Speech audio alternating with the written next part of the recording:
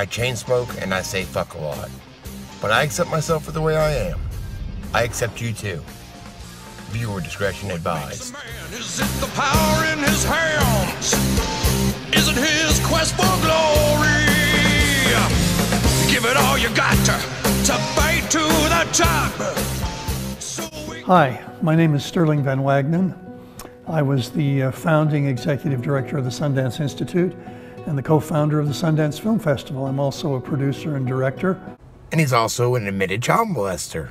LDS Temple video director, Sundance co-founder, admits to child molestation, claims website.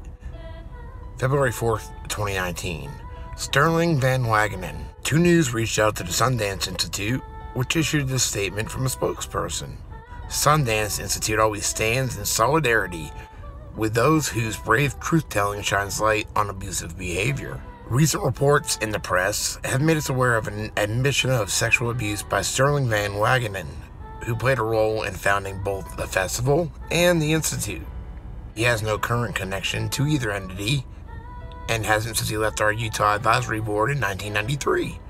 We categorically denounce his behavior as described in recent reports. 2 News reached out to the Church of Jesus Christ of Latter-day Saints for a comment. The church replied saying they would not comment on the story. A story published Monday by the Truth and Transparency Foundation, a website founded by 2 ex-Mormons who also founded Mormon Leaks, claims a co-founder of the Sundance Film Festival and director of 2 videos used in the secretive LDS Temple endowment ceremony admits to molesting a child in the early 1990s.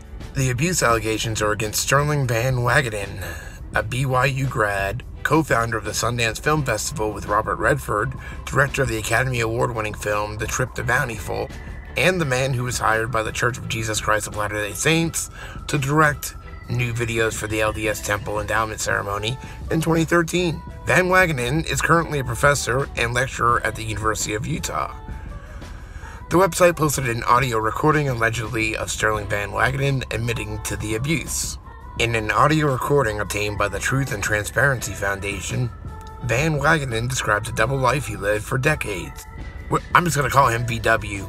The website's article on VW said, when asked if he was a pedophile, VW denies that label, but admits to multiple extramarital affairs with both men and women.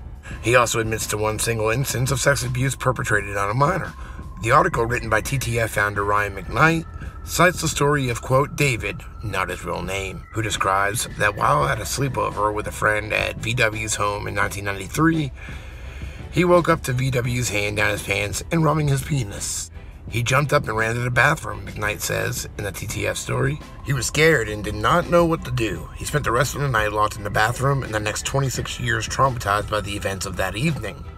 While VW made a full confession of the crime to both his religious leader and the police, he never completely faced justice, McKnight says in the story. The audio recording was made by, quote, David, who reached out to VW in September 2018 to help get closure on the traumatic event. The 2 met in person. David recorded the conversation he has with Sterling VW, which you can listen to, and we're going to. Now this whole clip is about an hour long. I took about 5 minutes out. I'll leave a link. It's audio only, so I just added some visual. Come on in, Sterling. Thank you. I found you. Your directions were great. Well, yeah, I got that for you. Thank you, Steve. Appreciate that. Yeah, not the funnest circumstances to meet under. No, but you know what? I so admire your courage in doing this. I can't tell you how brave I think you are to follow through on this. All weekend I keep feeling like, yeah, let's just bag it. You know what I mean? Every day of the weekend, and all weekend I just felt sick. Like, why am I doing this to myself? Is it really necessary to do this to myself? But it just keeps resurfacing for me. Sure. And I don't like to be one of those people that dwells on things. I don't like to be one of those people that I wouldn't want my past to define me, but at the same time, my whole life, I've wondered. There's a lot of things I've wondered. Sure. And yeah. So anyway, I have some notes here because what I did was this morning I woke up and I thought, gosh, I'm probably gonna get all panicky and nervous and not remember what it is that's weighing on me.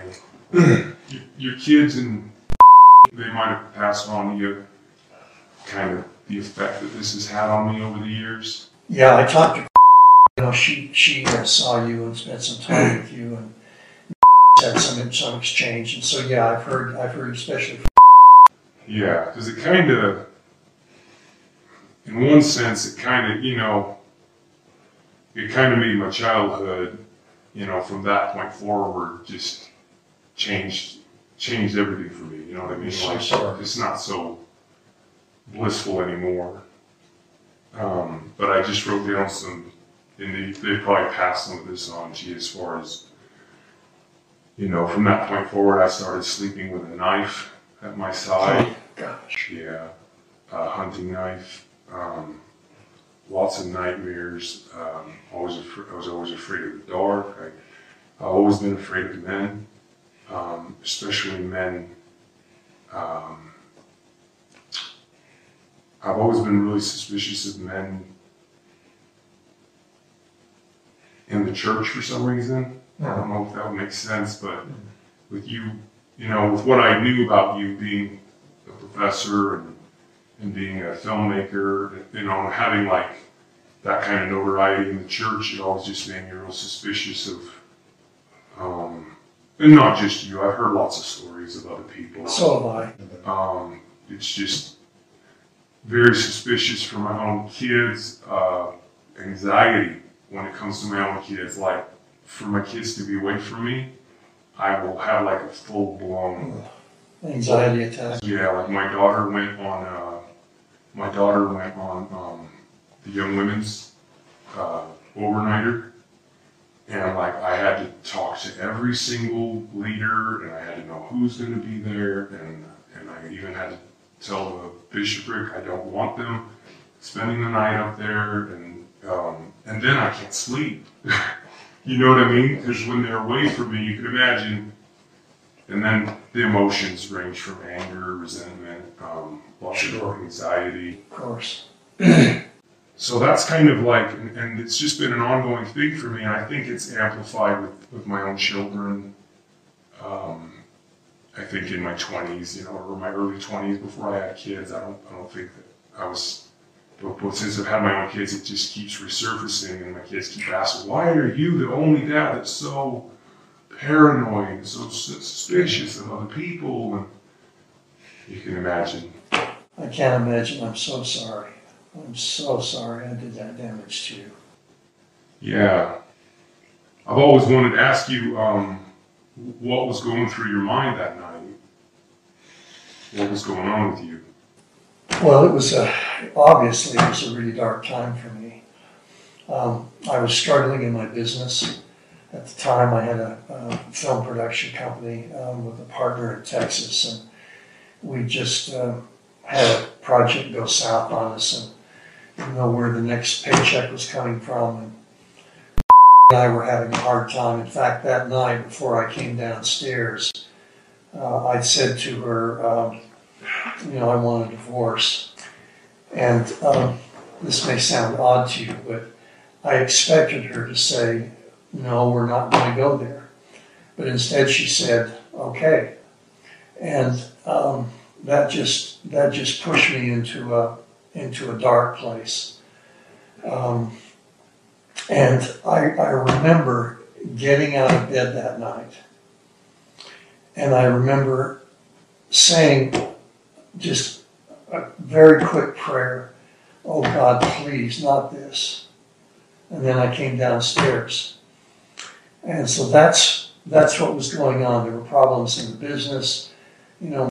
Said, yes, okay, let's get a divorce. And I've always struggled with depression. I've had a problem with depression since I was in elementary school. I didn't know what it was then. And so, I've tried a lot of different ways to stop the pain of the depression. And that night I was acting out sexually, and that's what was going on with me, because the pain was just so great.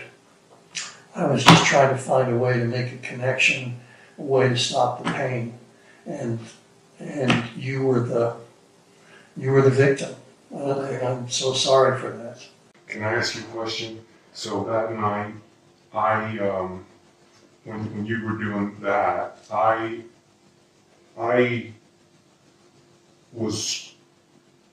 was almost certain that you were doing the same to your own kid on the other couch.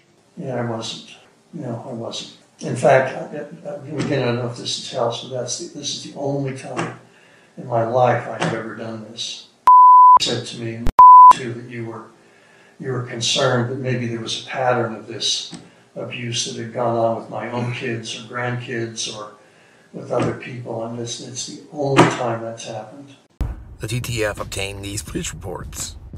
In the report, Detective Steve Jentz, I don't know, is the SCH silent? Of the SLC Sheriff's Office reported contacting David's father, who stated he did not, quote, want to talk about what happened, and that he was supportive of Mr. VW in working out this problem. Jentz concluded that the, quote, victim refused to pursue the complaint. The case was subsequently closed, and VW was never charged. David claims molestation did not happen over his clothing, and says it was not a pat on his penis, but rather a stroking motion. He also says he was unaware the police even contacted his parents. Police reports showed David was 13 when the alleged abuse happened. David tells the TTF that he was never contacted by Harold Brown or anyone else from the Mormon church to check on his well-being. No therapy or other assistance was ever offered to him. He described in the recording this trauma has greatly affected his life, and he has never fully recovered from what happened. So, what was VW's involvement with the LDS Temple videos? Up until 2013, 2 videos rotated in these sessions. One was produced in 1988, the other in 1990. In 2013, those 2 videos were replaced with 3 brand new films, all directed by Sterling Van Wagenen. Multiple sources involved in the production of these films told the TTF that VW was brought in by the Mormon Church to direct these movies in an effort to produce a high-quality product. In January 2019, the LDS Church discontinued use of the videos after changes to the endowment ceremony. The temple ceremony now uses a audio-visual presentation, which uses still images from the VW-directed temple films. VW has also directed many films through Excel Entertainment, which produces Mormon-themed films. VW provided the TTF with the following comment. I went through the church disciplinary process and was disfellowshipped for about 2 years. I repented and there were no further incidents. I reported the abuse to the police, as I was instructed to by my stakeholder, and the parents elected not to press charges. When I started making this video, this would have been the end, but new news came out. Latter-day Saint filmmaker who admitted molesting boy resigns from University of Utah faculty. Latter-day Saint filmmaker Sterling Van Wagenen, placed on leave by the University of Utah after the release of an audio recording of him admitting he molested a 13-year-old boy in 1993, has resigned as a film professor at the school. A spokesperson for the College of Fine Arts confirmed that Van Wagenen will not be returning to work at the university. Get out your checkbooks. Fucking stoned. I got